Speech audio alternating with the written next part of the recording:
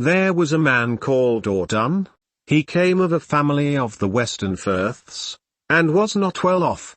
Audunn left Iceland from the Western Firths with the assistance of Thorstein, a substantial farmer, and of Thora, a ship's captain, who had stayed with Thorstein during the winter. Audunn had been on the same farm, working for Thora, and as his reward, he got his passage to Norway under Thora's care. Audunn had set aside the greater part of his property, such as it was, for his mother, before he took ship, and it was determined that this should support her for 3 years. Now they sailed to Norway and had a prosperous voyage, and Audunn spent the following winter with the skipper Thora, who had a farm in Moa. The summer after that, they sailed out to Greenland, where they stayed for the winter. In Greenland, Audunn bought a white bear, a magnificent beast, and paid for him all he had. Next summer they returned to Norway, and their voyage was without mishap. Audunn brought his bear with him, intending to go south to Denmark to visit King Svein, and to present the beast to him. When he reached the south of Norway, came to the place where the king was in residence, Audunn went ashore, leading his bear, and hired lodgings. King Harald was soon told that a bear had been brought to the palace, a magnificent creature, belonging to an Icelander. The king immediately sent men to fetch Audunn, and when he entered the king's presence, Audunn saluted him as was proper. The king acknowledged the salute suitably and then asked, "Is it true that you have a great treasure, a white bear?" Audunn answered and said that he had got a bear of some sort. The king said, "Will you sell him to us for the price you paid for him?" Audunn answered, "I would not care to do that, my lord." "Will you then," said the king, "have me pay twice the price? That would be fairer if you gave all you had for him." "I would not care to do that, my lord," answered Audunn, but the king said, "Will you give him to me then?" "No, my lord," answered Audunn. The king asked, "What do you mean to do with him then?" And Audunn answered, "I mean to go south to Denmark and give him to King Svein." "Can it be that you are such a fool," said King Harald, "that you have not heard about the war between these two countries? Or do you think your luck is so good that you will be able to bring valuable possessions to Denmark, while others cannot get there unmolested, even though they have pressing business?" Audunn answered, "My lord, that is for you to decide, but I shall agree to nothing other than that which I had already planned." Then the king said, "Why should we not have it like this, that you go your own way, just as you choose, and then visit me on your way back, and tell me how King Svein rewards you for the bear? It may be that luck will go with you." "I will promise you to do that," said Audunn. Audunn now followed the coast southward and eastward into the Vik, and from there to Denmark, and by that time every penny of his money had been spent, and he had to beg food for himself as well as for the bear. He called on one of King Svein's stewards, a man named Åke, and asked him for some provisions, both for himself and for his bear. "I intend," said he, "to give the bear to King Svein." Åke said that he would sell him some provisions if he liked, but Audunn answered that he had nothing to pay for them. "But yet," said he, "I would like to carry out my plan, and to take the beast to the king." Åke answered, "I will supply such provisions as the two of you need until you go before the king, but in exchange I will have half the bear. You can look at it in this way: the beast will die on your hands, since you need a lot of provisions and your money is spent. And it will come to this, that you will have nothing out of the bear." When Audunn considered this, it seemed to him that there was some truth in what the steward had said, and they agreed on these terms. He gave Åke half the bear, and the king was then to set a value on the whole. Now they were both to visit the king, and so they did. They went into his presence and stood before his table. The king wondered who this man could be, whom he did not recognize, and then said to Audunn, "Who are you?" Audunn answered, "I am an Icelander, my lord, and I came lately from Greenland, and now from Norway, intending to bring you this white bear. I gave all I had for him, but I have had a serious setback, so now I only own half of the beast." Then Audunn told the king what had happened between him and the steward, Åke. The king asked, "Is that true, what he says, a king?"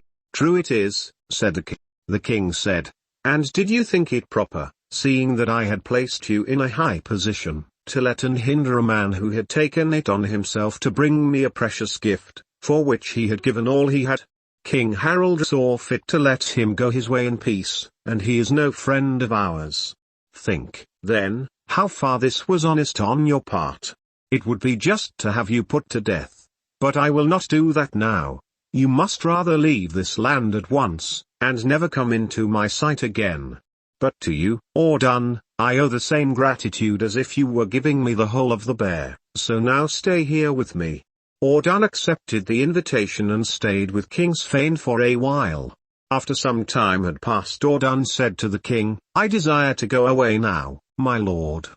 The king answered rather coldly, "What do you want to do then, since you do not wish to stay with us?" Audunn answered, "I wish to go south on a pilgrimage." "If you had not such a good end before you," said the king, "I should be vexed at your desire to go away." Now the king gave Audunn a large sum of silver, and he travelled south with pilgrims bound for Rome.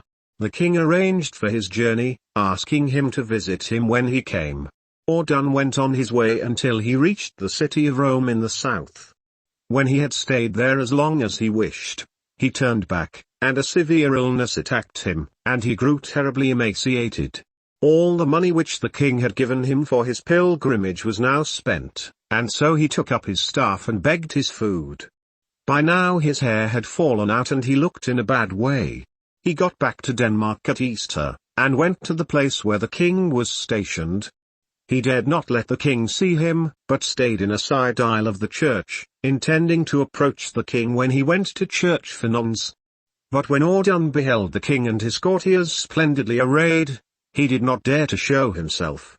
When the king went to drink in his hall, Audunn ate his meal out of doors, as is the custom of Rome pilgrims, so long as they have not laid aside their staff and scrip. In the evening, when the king went to vespers, Audunn intended to meet him, but shy as he was before, he was much more so now that the courtiers were merry with drink. As they were going back, the king noticed a man, and thought he could see that he had not the confidence to come forward and meet him.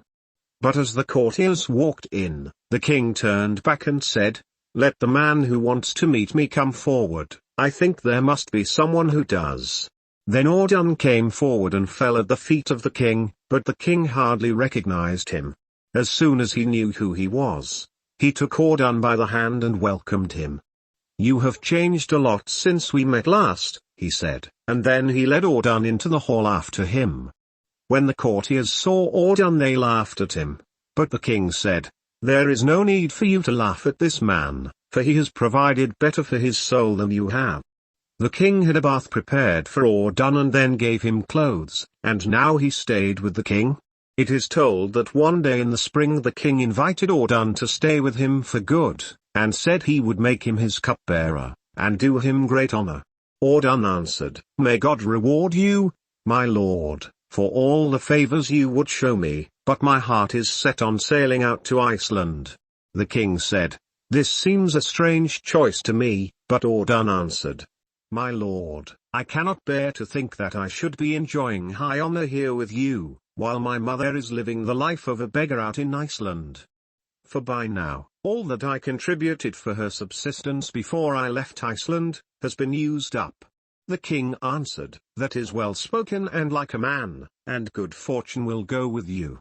This was the one reason for your departure which would not have offended me. So, stay with me until the ships are made ready for sea." And this Audunn did. One day towards the end of spring King Svein walked down to the quay, where men were getting ships ready to sail to various lands, to the Baltic lands and Germany, to Sweden and Norway. The king and Audunn came to a fine vessel, and there were some men busy fitting her out. The king asked, "How do you like this ship, Audunn?" Audunn answered, "I like her well, my lord." The king said, "I will give you this ship and reward you for the white bear." Audunn thanked the king for his gift as well as he knew how. After a time, when the ship was quite ready to sail, King Svein said to Audunn, "If you wish to go now, I shall not hinder you, but I have heard that you are badly off for harbors in your country, and that there are many shelterless coasts, dangerous to shipping. Now, supposing you are wrecked, and lose your ship and your goods, there will be little to show that you have visited King Svein and brought him a precious gift." Then the king handed him a leather purse full of silver. "You will not be altogether penniless," said he, "even if you wreck your ship, so long as you can hold on to this. But yet it may be," said the king, "that you will lose this money, and then it will be of little use to you that you have been to see King Svein and given him a precious gift."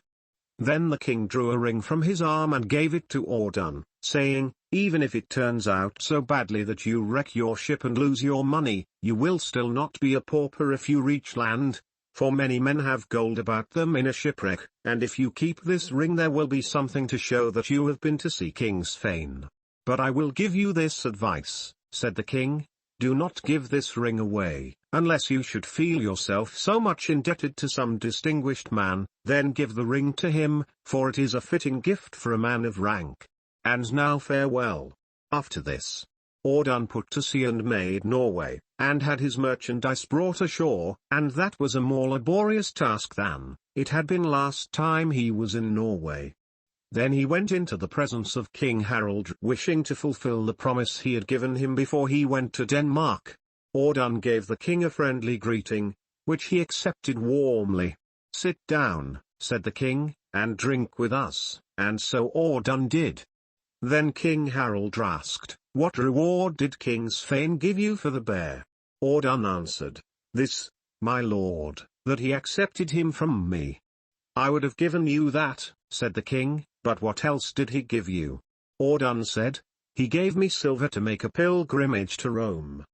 But King Harald said, "King Svein gives many people silver for pilgrimages and for other things, even if they do not bring him valuable gifts. What more did he do for you?" "He offered to make me his cupbearer and to give me great honors." "That was a good offer," said the king, "but he must have given you still more." Audunn said, "He gave me a merchantman with a cargo of wares most profitable for the Norway trade." "That was generous," said the king, "but I would have rewarded you as well as that." "Did he give you anything else?" Audunn said, "He gave me a leather purse full of silver, and said that I would still not be penniless if I kept it, even if my ship were wrecked off Iceland." The king said, "That was magnificent, and more than I should have done. I would have thought my debt discharged if I had given you the ship." "Did he give you anything else?" "Certainly he gave me something else, my lord," said Audunn. "He gave me this ring which I am wearing on my arm, and said that I might chance to lose all my property, and yet not be destitute if I had this ring.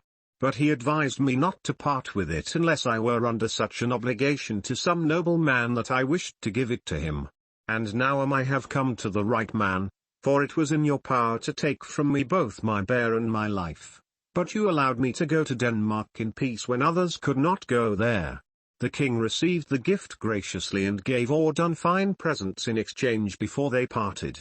Audunn laid out his merchandise on his voyage to Iceland, and sailed out that same summer. And people thought him the luckiest of men.